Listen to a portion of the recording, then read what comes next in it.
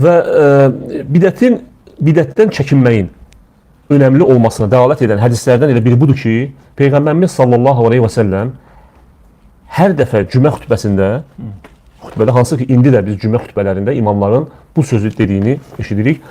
وَشَرَّ الْأُمُورِ مُحْتَثَاتُهَا وَكُلَّ مُحْتَثَةٍ بِدْعَةٍ وَكُلَّ بِدْعَةٍ ضَلَالَةٍ وَكُلَّ ضَلَالَةٍ فِي النَّارِ. Yəni sizə deyirəm ki, bu cümləni hər bir yenilik, yəni dində edilən hər bir yenilik, deməli, işlərin ən şər olanı dində yenilik etməkdir. Şərrəl umuri muhtəsatuhə. Bunu hər cümə günü Allah Rəsulü təkrar edir və bizlərə də öyrənib. Xutbətul hacə. Xutbədə bəli. Nəinki xutbədə.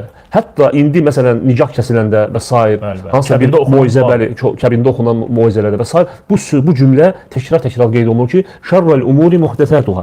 Yəni işlərin ən şər olanı dində yenilik etməkdir. Və kullə muhtəsətin bid'a və hər bir yenilik, yəni dində yenilik bidətdir. Və kullə bid'atin dalalə, hər bir bidət zəlalətdir. Və kullə dalalətin finnər və hər bir zəlalət də oda aparır.